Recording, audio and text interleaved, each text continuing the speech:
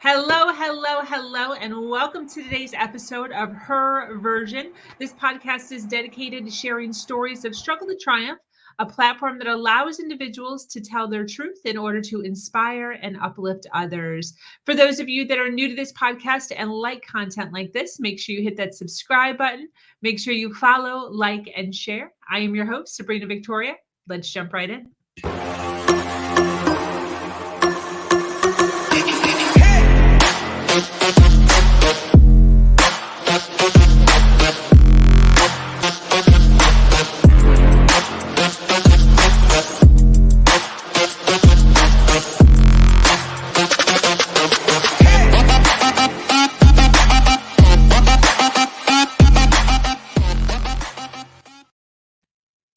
Hello, and thank you for joining us today for this episode of Her Version. The Her Version platform is built on storytelling and the understanding that many times our greatest learning experiences come from listening to other people's stories. Today, I am speaking with an amazing woman named Dr. Shauli. Dr. Shauli is a global thought leader with a purposeful career in the educational space, spanning over 20 years. She has dedicated her life towards promotion of child-centric and activity-oriented education.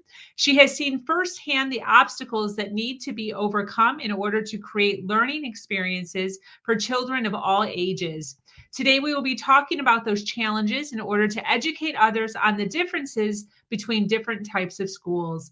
Among many ceremonies, Dr. Shauli has been awarded for being among India's top 50 women leaders in the education industry and top 20 revolutionary education leaders by the Academic Council of ULektz. Welcome, Dr. Shauli. How are you? Thank you so much, Sabrina, for this wonderful and warm introduction of yours. Yes, I'm doing well. In fact, I'm doing fantastic, I must say.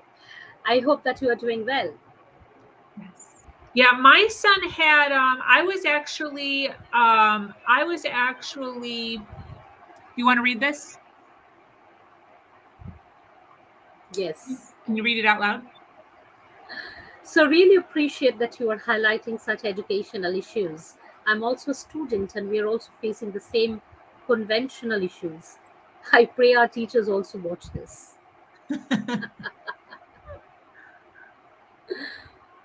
Any comment? I would only like to say that it's not only teachers, it is an entire system. So, both educators as well as parents, both need to be sensitized. We can't leave the parents from this ecosystem. Parents are our first teachers and our first educators, Wow. right? So, Yeah. parents also cannot go wrong here. So, in this particular ambit, I would like to bring both parents as well as educators. So, parents also need to be sensitized, and educators definitely. Um, Because you see, Sabrina, let me just share an instance with you. This is something which is backed up by, science and psychology. That 0 to 6 years in the lifespan of a child is very, very important and crucial. Why? Because during this particular time, 0 to 6 years, the child's brain functions in a very, very different manner. It is said that the child's brain is in the theta stage. And this theta stage is a kind of a stage where, as adults, you and me would actually strive to go to the theta stage by doing a lot of active meditation, yoga, and mindfulness. We have to try we have to try hard to reach that theta stage, that mindfulness stage. okay. But a child from 0 to 6 years, they are automatically in that stage. So, how Really? beautiful is that? Yes. So, while this is a good news, the bad news is during this particular span, if the parents and the early caregivers and the early years educators and teachers, if they are not mindful about the words that they are speaking to a child, or the things that they are doing to a child, or the things that a child is made to face, then it can cause a lifelong damage in the life of a child. Wow. And it is said that whatever is said to the child, in whichever language it is spoken to, sometimes we feel, right, that he or she is just 4 years old. I mean, he'll not understand, or he doesn't have the brain to understand. So we Yeah. can do whatever we like in front of him or her, or say whatever we feel like. It's so wrong. Wow. Because whatever you say to the child from 0 to 6 years, or do something during that particular time, it is said that it gets permanently imprinted in the child's subconscious. Wow. The child may forget it consciously. Yeah. You see, the child may definitely will forget it consciously, but it always remains with the child in a subconscious way. Wow. And if it's a kind of a damage, Sabrina, it's a long term damage. Okay. And it's very, very difficult, often impossible, to reverse the damage caused by unconscious parents or unconscious teachers and Yeah. educators during that span of time. Yeah. Definitely. Um, so my son, like I said, is now 18, but I don't want to say issues, but he is extremely talkative. He just likes to talk. He likes to laugh. He likes to have a good time. He gets that from me. And his dad and I are both in or were both in sales, so just extremely conversational type of people. We like to talk to people. One of the reasons why I'm really good at having a podcast, we're just really good at speaking and talking. And I would get so frustrated at my son's teachers because my son was constantly in trouble. And every single time I sat down with his teachers, they would say he's not a bad kid. He's actually so sweet. He's so loving. When he's interrupting the class, it's actually funny. It's not rude or disrespectful. But my son was constantly in the back, or like way in the back, like not even with the kids anymore, like way in the back by himself in the corner, or way in the front by the teacher, because no matter where she put him in and amongst the students, he would always find a way to strike up a conversation or to talk or to joke. And as frustrating it was for me, I totally understood it. But I actually, on my side, never reprimanded my son for that. I would go to the meetings, I would have the conferences and sit down, and they would explain to me, and I would, I would apologize for him and explain that he just likes to talk. Um, but I never reprimanded him for that because I didn't want to kill his spirit. Because I believe that whatever that is that's bubbling up inside of him is something that was given to him as a gift that he has to use in his adulthood sometime. So I didn't want to crush him at such a young age and make him feel bad for this gift that he has and then kill it to the point where he no longer has it as an adult. So, me myself, hearing you say this and what you're talking about here, and recognizing that there is a slow shift happening, just totally warms my heart, because my child was not a child that liked to just sit and listen, and like it didn't work for him. So I totally get it. I can understand. I can understand. And the worst thing is, Sabrina, the worst thing that a parent or a teacher can do to a child is to judge and label a child. Yeah. Judging and labeling a child is so easy to do Yeah. and has a lasting impression on the child's mind. Yeah. So we do this effortlessly. We label a child, as I told you earlier, we label a child a troublemaker, Yeah. or as somebody who creates a lot of chaos and disturbance in the class. It's so very it's so very easy, for us to do that. But we don't understand the long term implication that that can have on a child's mind. The child Definitely. will never be able to get it out of his system, Definitely. you know. Yeah. So So what do labeling and judging, we have to restrain ourselves very, very consciously, not to do this. We have a yeah. propensity to do it because this comes spontaneously and very effortlessly for us. But we have to restrain ourselves from doing that. Yeah. So what do you do now? Are you going out trying to create more of these schools? Are you a teacher? What do you do? Sabrina, currently, see, it has been 23 years now that I have been associated with the education sector. Yeah. So during this long years, well, I have been the principal as well as Wow. the founder principal of some of the reputed international schools in West Bengal. Few schools out of them had actually been established and started by me. So Wow. as I mentioned, STEM World School, which happens to be the first STEM school in West Bengal, India, which was also eventually awarded for being the second best international day school in the entire West Bengal region of India by Really? Education World in 2016. So that also happens to be my brainchild. So Wow. after spending more than 20 years in the field of, uh, especially in the field of school leadership and school education, Yeah. in the year 2020, I had actually stepped into the domain of higher education, where currently I am the director, School of Education, at one of the premier universities of Eastern India named Adamas University. So this is my current affiliation. Wow. That is so awesome. Do you concentrate more on elementary, middle, high school, college? Where are you concentrating at?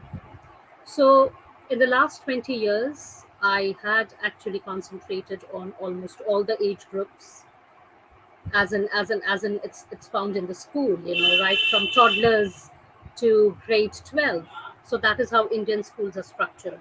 Oh, it's called okay. k it's called K to 12 schools. Oh, wow. So that Okay. was what I was concentrating on, but right now it's like higher education.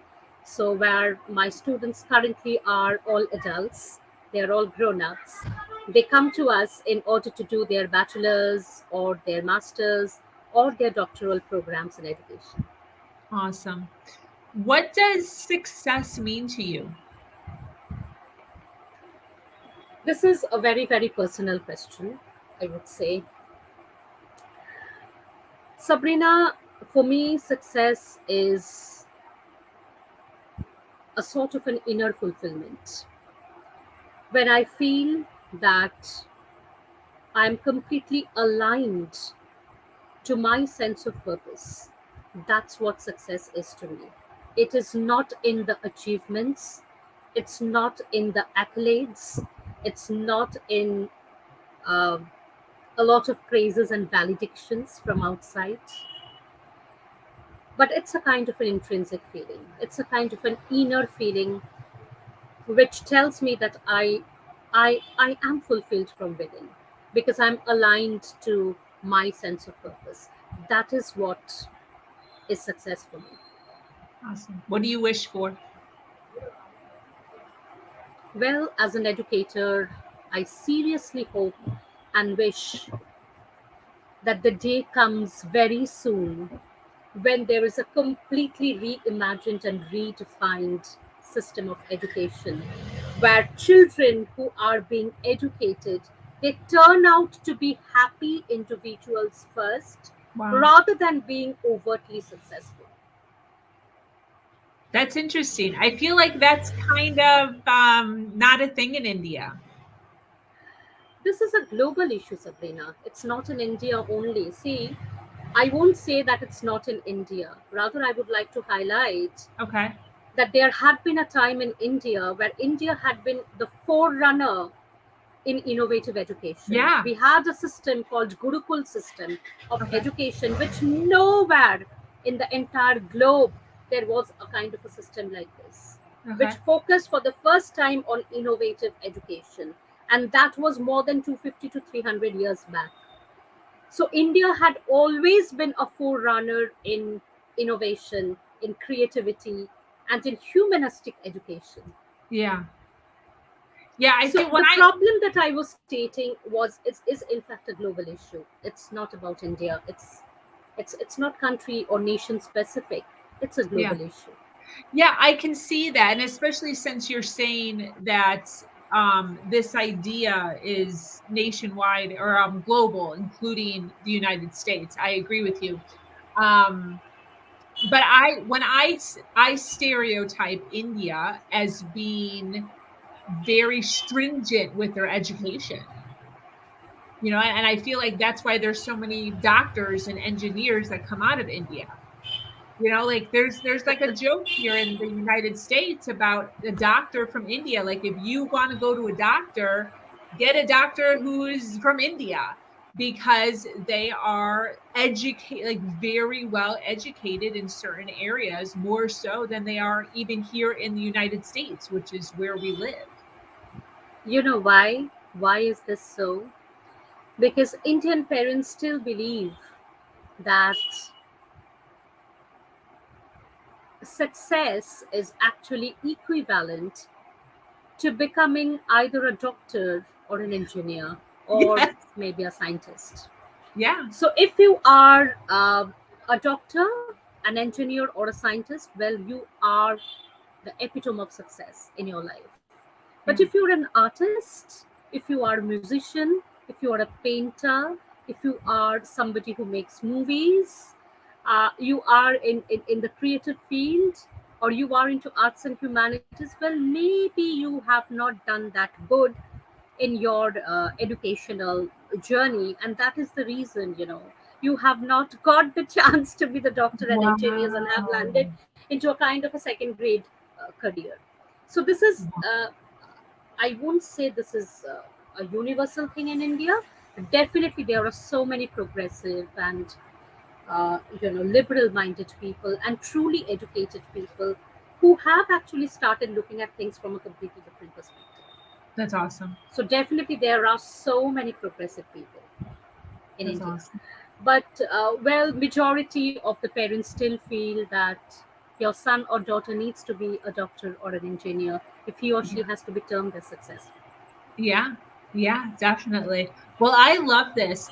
When you do these podcasts or when you speak like this, who are you hoping is listening? Are you talking to students? Are you talking to parents? Are you talking to teachers?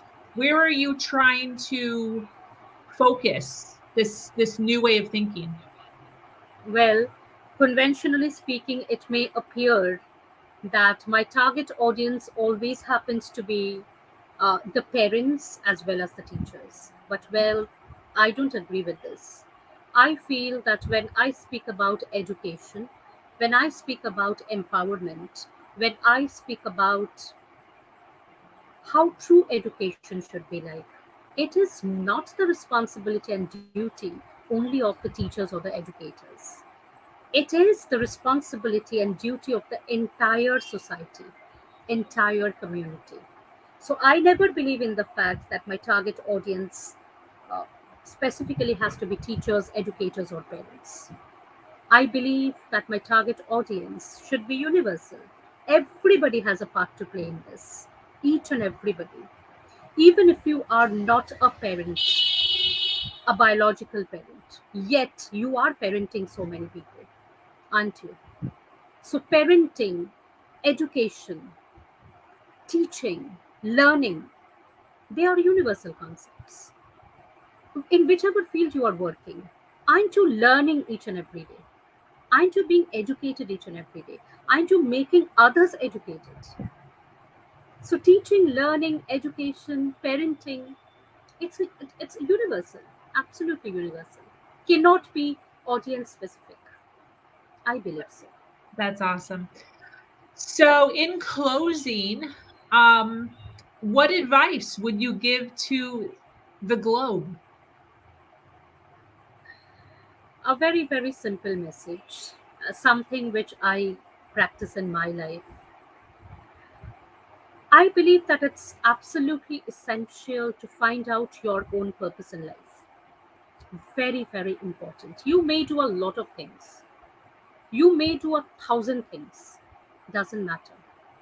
But why are you doing what you are doing? That is so very important. The why is so important in life. We often concentrate more on what and sometimes on how, Yeah. but we rarely concentrate on why we are doing what we are doing. And we also don't ask these questions to ourselves often.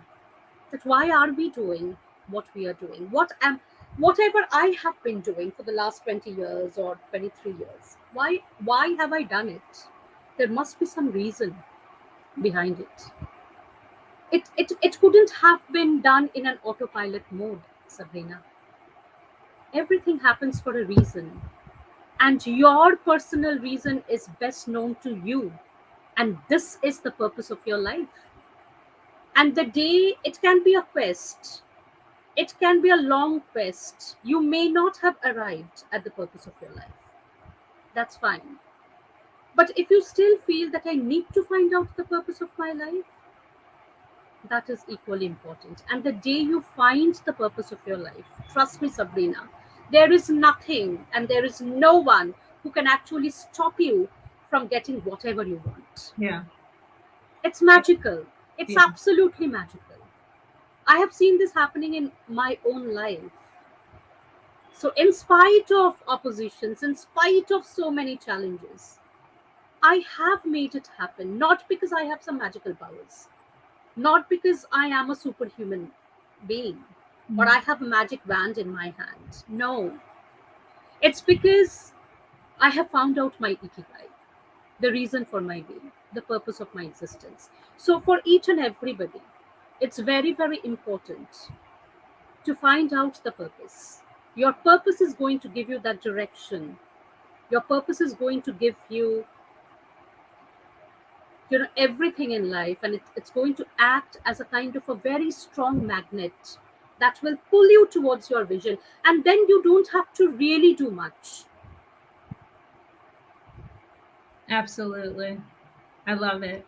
Well, I thank you so much for being here. This was so enlightening for me.